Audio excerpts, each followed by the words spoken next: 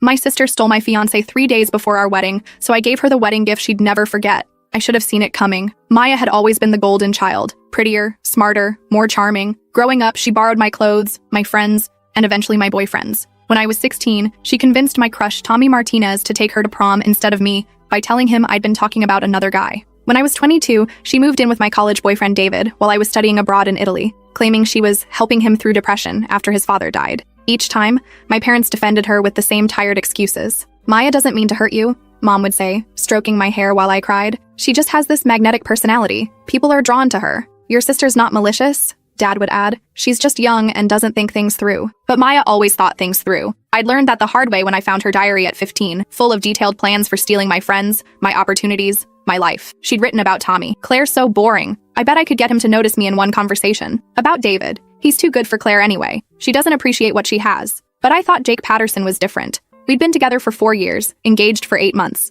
We'd met at a restaurant where I was waitressing to pay for nursing school, and he was working as a line cook with dreams bigger than his paycheck. Jake loved how I made him laugh during his worst kitchen disasters, scraping burned sauce off pans at 2 a.m. while he practiced new recipes. He loved how I supported his dreams of opening a restaurant, contributing my entire savings account, $23,000, to his business plan when banks wouldn't give him a loan. He loved how I believed in him when his own family called him a failure for dropping out of college to attend culinary school. Jake had seen Maya manipulate men before. He'd been there during family dinners when she'd flirt shamelessly with my high school boyfriend Matt right in front of me, then claim she was just being friendly when I confronted her. He'd rolled his eyes at her wedding dress shopping commentary. Claire's so practical, but wouldn't something more form-fitting be better? You want Jake to be excited, not comfortable. He'd laughed when she'd accidentally spilled red wine on my engagement photos at last year's Christmas party, claiming the lighting made me look washed out and offering to retake them with her photographer friend. Your sister's exhausting, he'd told me after that party. I don't know how you put up with her constant drama. I'd defended Maya like always. She means well, she just doesn't have a filter. The rehearsal dinner was perfect. We'd rented the private dining room at Bella Vista,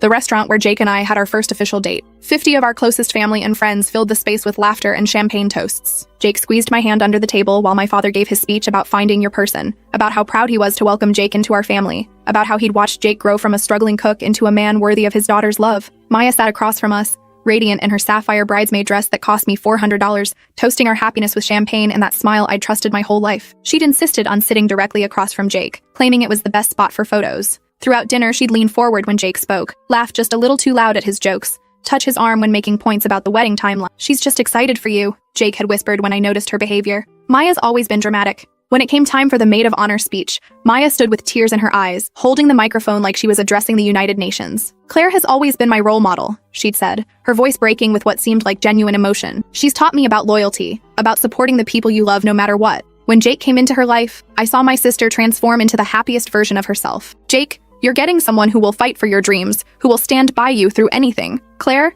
you're getting someone who sees how incredible you are. She'd raised her glass with a trembling hand. To Claire and Jake, may you always choose each other first, no matter what challenges come your way. The room erupted in applause. Jake kissed my cheek, whispering, your sister really loves you. I'd felt guilty for ever doubting Maya's intentions. 2 nights later, I couldn't sleep. Wedding nerves, I thought. Our big day was in 18 hours. I'd already laid out my dress, a vintage-inspired A-line with hand-sewn pearls that my grandmother had worn in 1952. I'd confirmed the final head count with the caterer, 147 guests. Double-checked that the rings were safely tucked in Jake's best man's pocket, and made sure the photographer knew about the special shot of my parents' wedding rings next to ours. My phone was set with alarms every hour to remind me to drink water and eat something. At 5 a.m., I gave up on sleep and decided to surprise Jake with coffee at his apartment, our last morning as an unmarried couple. I'd picked up his favorite dark roast from the 24-hour diner and grabbed fresh bagels. My key turned in his lock like it had hundreds of times before, the same lock I'd helped him install when he'd moved into the 1-bedroom apartment above Mrs. Chen's flower shop. I found them in his bed. My sister, my fiancé,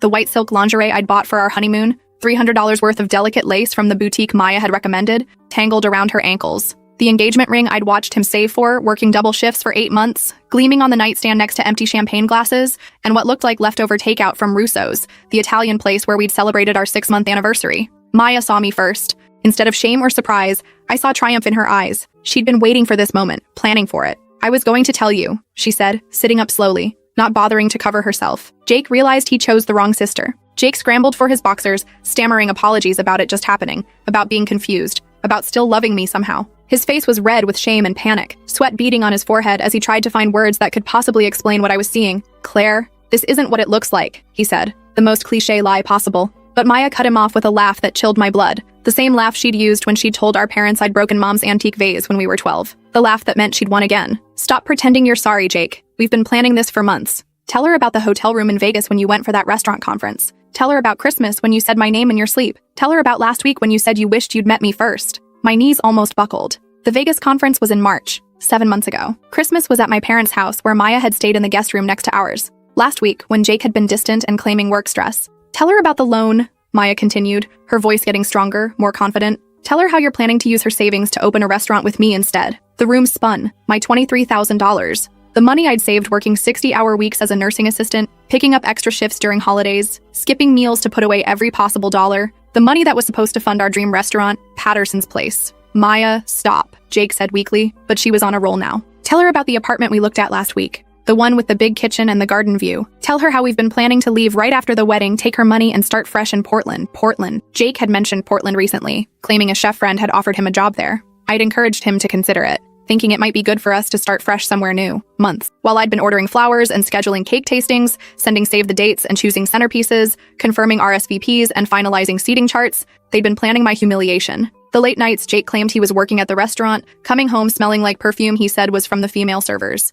The times Maya canceled our sisterly shopping trips because she had a date with someone she couldn't tell me about yet. The way they'd both been so helpful with wedding planning, insisting on handling the photographer and videographer themselves because they had connections who could save us money. We picked Chelsea Morrison, Maya had said about the photographer. She's incredible with candid shots. She'll capture every moment. Now I understood why. I walked out without a word. They were still calling my name as I descended the narrow stairs, Jake's voice breaking as he begged me to listen, Maya's sharp and demanding as she told him to let me go. Claire, please, Jake shouted from his window as I got in my car. Let me explain. I drove away slowly, watching him in my rearview mirror as he stood half naked in his window, probably realizing his life was about to implode. For the next 6 hours, I sat in my car at Sunset Beach, the place where Jake had proposed 13 months earlier. He'd planned an elaborate sunset picnic, complete with my favorite Thai food and a playlist of songs that meant something to our relationship. When he'd gotten down on one knee, he'd talked about building a life together, about how I was his best friend and his future all wrapped into one person. I can't imagine doing any of this without you, he'd said, his hands shaking as he opened the ring box. You make me better at everything. I should have been crying, calling my parents, canceling vendors. Instead, I felt something cold and calculating settle in my chest. Maya had taken everything from me since we were children, and each time I'd forgiven her because family was supposed to forgive. But this time was different. This wasn't a borrowed sweater or a stolen boyfriend. This was my future, my money, my life she'd planned to destroy. I drove home at 11 a.m. and found my parents in the kitchen, frantically calling vendors to cancel the wedding. Mom was sobbing over a conversation with the florist about losing the deposit. Dad looked 10 years older, his hair disheveled as he argued with the caterer about their cancellation policy. Sweetheart, Mom said when she saw me, her mascara streaked down her cheeks. Jake called. He explained about the confusion with Maya. He says it's just cold feet, that these things happen to couples before big commitments. Maybe you two can work it out if you just talk through it. Even now, they were taking his side. Maya was their precious baby who could do no wrong, and Jake was practically family after 4 years. I was just the wounded party who needed to be more understanding. There's no confusion, I said calmly, setting my purse on the counter. The wedding is still happening tomorrow, just not the way anyone expects. My parents exchanged worried glances. Dad cleared his throat. Honey, maybe you're in shock. This is a lot to process. Why don't you sit down and we can figure out how to move forward? I'm not in shock, I said, pouring myself a glass of water with steady hands. I'm thinking clearly for the first time in months. And I said the wedding is still happening. I locked myself in my childhood bedroom and got to work. First, I called my cousin Derek, who worked in tech security for a company that protected celebrities from stalkers and corporate espionage. Derek had always been my favorite relative, 3 years older, wickedly smart, and someone who'd never fallen for Maya's manipulation. When we were kids, he'd been the only one to call her out when she'd lie about breaking things or stealing money from our grandmother's purse. I need a favor, I said when he answered. Remember when you said I could ask for anything after I helped you through your divorce? Derek's ex-wife had tried to take him for everything, including his dog and his grandmother's wedding ring. I'd spent 3 months helping him document her affair and her attempts to hide assets. When the divorce was final, he'd gotten full custody of his dog and kept everything she'd tried to steal. Name it, he said immediately. I explained the situation, the affair, the money, the planned betrayal. Derek listened without interrupting, occasionally making disgusted sounds. Those pieces of shit, he said when I finished. What do you need? Derek had designed security systems for celebrity weddings, installed hidden cameras in offices for corporate investigations, and helped several friends gather evidence of cheating spouses. He understood discretion. More importantly, he understood revenge. I need to know everything, I said. How long this has been going on, what they've been planning, whether there are others involved. And I need it documented in a way that can't be questioned or denied. Give me Jake's address and phone number, Derek said. I can have micro cameras installed in his apartment within 2 hours. His phone can be cloned if I can get physical access for 30 seconds. How technical do you want to get? As technical as necessary. And Derek, I need this done legally. Everything has to be admissible if it comes to that. Leave that to me. Jake's apartment building doesn't have security cameras, right? And his lease probably includes standard language about management access for maintenance. I'll pose as a cable repair guy. Half the buildings in that neighborhood have been having internet issues this week. Next, I called Chelsea Morrison, the wedding photographer Maya had personally recommended. Chelsea specialized in candid moments and had an impressive portfolio of capturing authentic emotions at weddings. Her website featured testimonials from brides praising her ability to document the real story of their special day.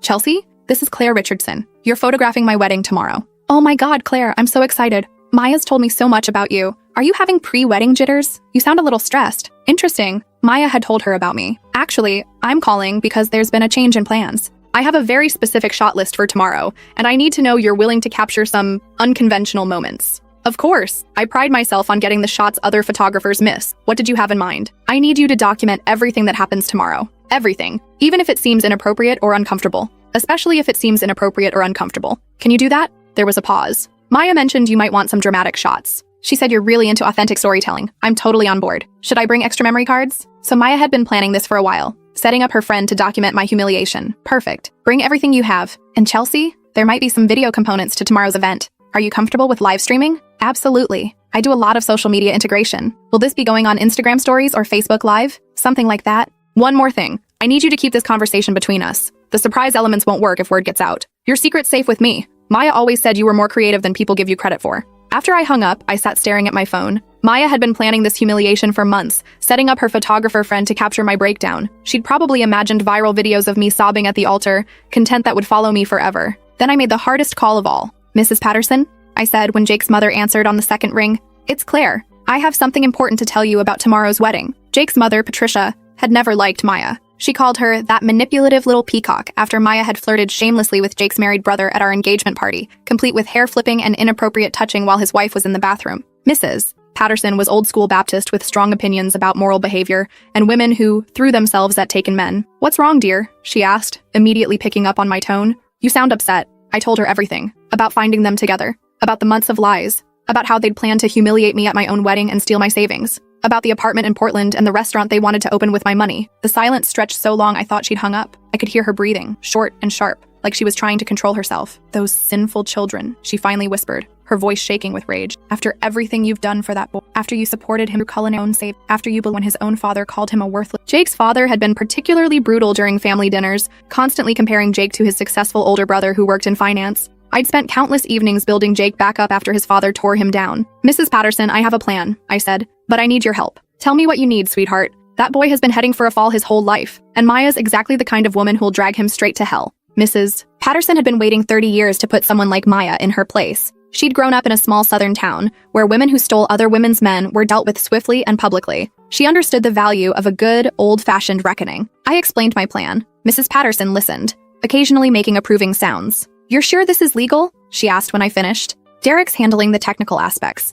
Everything will be documented properly. And technically, I'm not doing anything except allowing the truth to come out at my own wedding. Good. Jake needs to learn that actions have consequences, and Maya needs to understand that not everyone will just roll over and let her take what she wants. There's one more thing, I said. I need you to make sure Jake shows up tomorrow. If he tries to run or cancel, this won't work. Oh, he'll be there, Mrs. Patterson said grimly. I'll make sure of it. That boy owes you an explanation in front of everyone who came to support your relationship. The least he can do is face the music. The morning of my wedding, I woke up at 6 a.m. feeling calmer than I had in months. My phone was already buzzing with messages. Bridesmaids asking about timing, vendors confirming details, relatives asking for directions to the church. Maya texted me at 6:15. Jake told me everything. I'm so sorry, sis. I never meant for this to happen. Can we talk before the ceremony? I need to explain. I stared at the message for a full minute. Even now, she was lying, planning to manipulate me one last time, probably hoping to convince me to quietly cancel everything and slink away while she and Jake rode off into the sunset with my money. I texted back, of course. See you at the church. We'll have plenty of time to talk. She had no idea I'd spent the night making sure every detail was perfect for her special day. Derek had sent me a text at 3 a.m. Package delivered. Everything's in place. You're going to love the bonus footage. Bonus footage meant he'd found more than I'd expected. Maya and Jake had probably been sloppy, thinking they were in the clear once the wedding was over. At 8 a.m., my hair and makeup team arrived. I'd kept the original appointments, telling them there had been some changes. but that we were proceeding as planned. Sarah, my makeup artist, noticed my calm demeanor. "You seem really zen for a bride," she said while applying my foundation. "Usually by now, brides are crying or yelling or both." "I'm exactly where I need to be," I said, which was the truth. At 10 a.m., I arrived at St. Mary's Catholic Church in my wedding dress. The guests were already arriving. 200 people who'd taken time off work, bought gifts, booked hotel rooms, and traveled from as far as California to celebrate what they thought was my happily ever after. I could see Jake's college roommates in the parking lot, laughing and adjusting their ties. My nursing school friends were clustered near the entrance, admiring the flower arrangements I'd spent months selecting. Maya waited in the bridal suite, wearing the sapphire bridesmaid dress that cost me $400. She looked nervous for the first time in her life, fidgeting with her hair and checking her reflection obsessively. When I walked in, she jumped up like she'd been caught doing something wrong. "Claire, I need to explain." "No explanation needed," I said, adjusting her hair with gentle hands. "You want Jake? You can have him." Her face lit up with relief and victory, the same expression she'd worn when she'd convinced our parents to let her have my bedroom when I left for college. "Really? You're not mad? How could I be mad?" I smiled serenely. "You're my sister. If you think Jake is your soulmate, who am I to stand in the way of true love?" Maya practically glowed. She'd gotten everything she wanted without consequences. Again, in her mind, I was the same pushover sister who'd always rolled over whenever she wanted something. "You're being so mature about this," she said, hugging me carefully to avoid messing up our makeup. "I was worried you'd make a scene." "Me? Make a scene?" I laughed. "When have I ever made a scene?" "Never," she said quickly. "You've always been so reasonable. That's why Jake and I knew you'd understand eventually. There's just one tiny change to the ceremony," I said casually, helping her touch up her lipstick. "Since you two are so in love, I thought you should be the one to walk down the aisle today." Maya's eyes widened. "What do you mean?" "I've arranged for you to marry Jake instead. Right now. In front of everyone." The color drained from her face. "Claire, we can't just—" "Why not? You love him. He loves you. Everyone's already here. The flowers are paid for, the cake is ready, the photographer is set up, and I've arranged for a very special documentation of your big moment."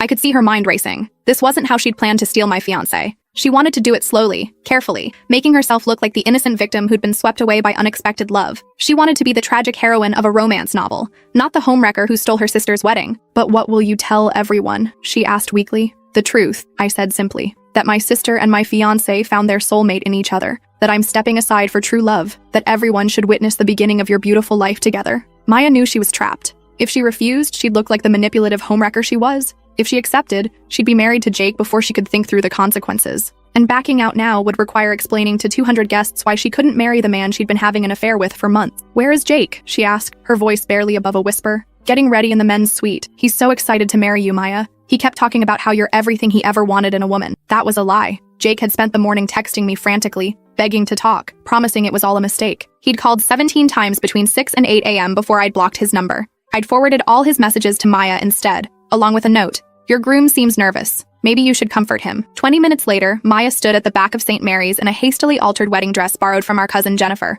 who was conveniently the same size and had brought her dress for photos. The congregation murmured in confusion as Pastor Williams stepped to the microphone. "Due to unexpected circumstances," Pastor Williams said carefully, reading from the script I'd given him, "we're celebrating the union of Jake Patterson and Maya Richardson today, instead of Claire Richardson and Jake Patterson." The murmurs grew louder. I sat in the front row next to my parents, who looked mortified and confused. Dad kept whispering urgent questions that I answered with serene smiles and vague responses about love finding a way. Maya's smile was brittle as she walked down the aisle to Jake, who stood at the altar looking like he might vomit. He kept glancing at me desperately, probably hoping I'd stop this insanity. The organist played "Here Comes the Bride," while the congregation watched the strangest wedding ceremony they'd ever attended. Chelsea, the photographer, snapped away enthusiastically, just as I'd requested. She'd positioned herself perfectly to capture both Maya's forced smile and Jake's obvious distress. When Pastor Williams asked if anyone objected to the union, I could feel 200 pairs of eyes on me. The silence stretched for what felt like hours. I smiled serenely and gave a small, encouraging nod for the ceremony to continue. "Jake," Pastor Williams said, consulting his notes, "do you take Maya to be your lawfully wedded wife, to have and to hold, for richer or poorer, in sickness and health, for as long as you both shall live?" Jake glanced at me one more time, his eyes pleading. I maintained my serene expression. He had no choice now. His mother was glaring at him from the second row. 200 guests were waiting for his answer. Maya was gripping his hand so tightly her knuckles were white. "I do," he croaked. "Maya, do you take Jake to be your lawfully wedded husband, to have and to hold, for richer or poorer, in sickness and health, for as long as you both shall live?" Maya hesitated for just a moment, probably realizing that, for richer or poorer, might not work out the way she'd planned. But she lifted her chin defiantly, putting on the performance of her life. "I do. You may kiss the bride." The kiss was awkward and brief, more of a peck than a passionate embrace. Chelsea captured it all, along with the uncomfortable expressions of the wedding party and the confused murmurs of the guests. During the cocktail hour, I played the perfect gracious sister. I moved through the crowd explaining that love had simply found a different path, that I was thrilled to see my sister and Jake together, that sometimes the universe had different plans than we did. "You're handling this so well," said Mrs. Chen, Jake's elderly neighbor, who'd known him since he moved into the apartment above her flower shop. "Most women would be devastated. Maya and Jake belong together," I said with a serene smile. "I can see that now. Sometimes it takes a dramatic moment to reveal the truth." Jake's college friends looked bewildered but went along with it. Maya's sorority sisters seemed impressed by what they saw as a romantic twist worthy of a reality TV show. The older relatives whispered among themselves, clearly shocked but not wanting to cause a scene. Maya and Jake sat at the head table during dinner, looking increasingly uncomfortable as reality set in. They were married, to each other, with no prenup, in front of everyone they knew. Jake kept checking his phone, probably looking for an escape route that didn't exist. Maya maintained her brilliant smile, but I could see the panic growing in her eyes. The dinner was exactly what I'd planned for my wedding with Jake. Salmon with lemon caper sauce, roasted vegetables, wild rice pilaf. The cake was still the 3-tier vanilla and raspberry creation I'd spent hours designing with the baker. Even the flowers were the same, white roses and baby's breath that I'd chosen because they reminded me of my grandmother's garden. Everything was perfect for Maya's special day. That's when I stood up to reveal my wedding gift. "Before we cut the cake," I announced, tapping my champagne glass with a silver knife, "I have a special surprise for the happy couple." The room quieted as the guests turned their attention to me. Maya and Jake looked confused but expectant, probably thinking I was about to give some tearful speech about stepping aside for true love. "As most of you know," I continued, "Maya and Jake's love story has been developing for quite some time. I thought it would be wonderful to share that journey with all of you." The lights dimmed and a large screen descended from the ceiling, the same screen we'd rented for a slideshow of childhood photos and romantic moments. Derek had positioned himself at a corner table, laptop open, ready to run the presentation. "Chelsea has done an amazing job documenting their relationship," I said, gesturing to the photographer who was still snapping away. "But today, I want to share some earlier footage that really captures the depth of their connection." The video began with Maya and Jake in bed together in his apartment, not from the night I caught them, but from 3 months earlier. Derek's hidden cameras had captured everything in crystal clear HD. The footage showed them laughing about how clueless I was, planning their strategy for breaking up with me after the wedding. "Claire's always been so trusting," Maya said in the video, stretched out naked on my fiancé's bed. "She has no idea we've been planning this since March." The room went dead silent. You could hear the collective intake of breath from 200 shocked guests. "Tell me again about the money," Jake said on screen, running his hands down Maya's body. "$23,000. She's been saving for years. Once we're married and move to Portland, she'll never be able to touch it. We'll have enough to open the restaurant and disappear before she can do anything about it." The video continued. Months of planning. Jake practicing his breakup speech while Maya tried on my wedding dress in his apartment. Maya calculating how much money they'd save by keeping all the wedding vendors I'd already paid. Jake talking about how easy it would be to manipulate me into signing over power of attorney for the restaurant business. The most damning clip was from a week ago. Maya on the phone with someone saying, "Claire's always been pathetic. She'll probably beg Jake to take her back after the wedding, but we'll be long gone by then. She's too spineless to fight for anything." 200 guests watched in stunned silence as the truth played out on the screen in excruciating detail. Jake's mother stood up and walked out halfway through, her face twisted with disgust. My parents sat frozen in horror. Maya's sorority sisters were filming everything with their phones, probably already posting to social media. When the video ended, I stood up with the microphone, my expression calm and pleasant.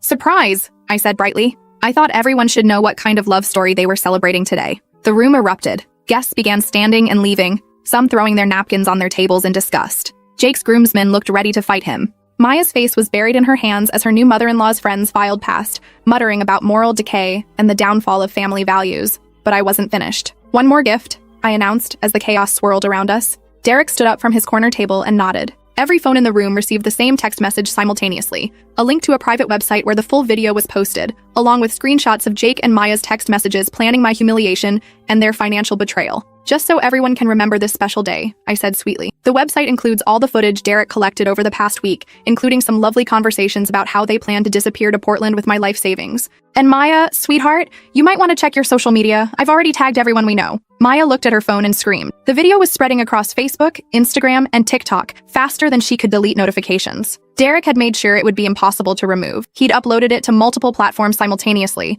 and sent it to every gossip blog and local news station in the city. "The hashtag is our sisterly love," I added helpfully. "Feel free to share your thoughts." Jake finally found his voice, his face red with humiliation and rage. "Claire, you're insane. We can get this marriage annulled." "Actually," I said, pulling out a folder thick with legal documents, "you can't. You're both over 18, mentally competent, and said 'I do' in front of 200 witnesses. In this state, consummation isn't required for a legal marriage, and there's no evidence of coercion." Derek helped me research the laws thoroughly. "Congratulations, you're stuck with each other. This is revenge porn," Maya shrieked, pointing at the screen where her naked image was still displayed. "I'll sue you." "Actually," Derek called out, standing up and addressing the room like he was giving a legal presentation. Everything was filmed in spaces where you had no expectation of privacy. Jake's apartment building lease specifically mentions security cameras in common areas due to recent break-ins. The building management company installed them legally after getting tenant consent. Jake signed the paperwork 3 months ago. Plus, the church ceremony was a public event that you both consented to have filmed. He held up official-looking documents. Everything is perfectly legal.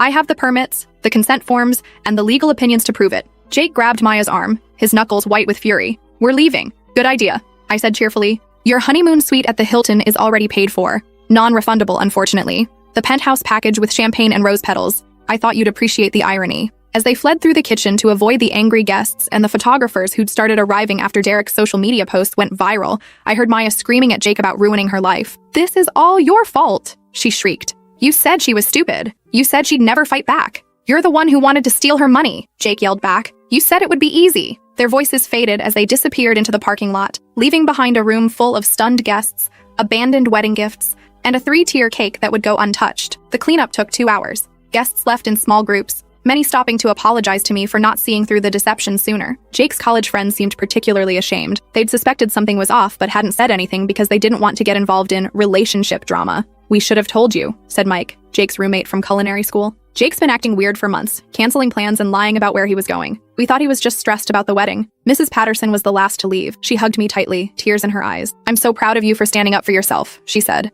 That boy got exactly what he deserved. And Maya, well, she'll learn soon enough what kind of man she married. What do you mean? I asked. Jake's always been selfish and weak. The minute things get difficult, he runs. Maya thinks she won some great prize, but she'll discover she's married to a coward who will blame her for everything that goes wrong in their life. The next morning, I woke up in my childhood bedroom for the first time in months without anxiety crushing my chest. My phone had hundreds of messages, but not the kind I expected. Friends and extended family were reaching out with support. They'd always suspected Maya was manipulative, but had never seen proof. The video had revealed patterns they'd noticed but dismissed. The way she'd undermine other women, the way she'd flirt with taken men, the way she'd always positioned herself as the victim while creating drama. I always knew something was off about Maya, texted my college roommate Jessica. Remember when she tried to convince me you were talking bad about me behind my back? Now I know she was just trying to isolate you from your friends. Jake's restaurant investors were pulling out after seeing the video. $150,000 in promised funding gone overnight. Maya's employer, a conservative law firm that specialized in family values, had fired her for moral turpitude and behavior inconsistent with the firm's Christian principles.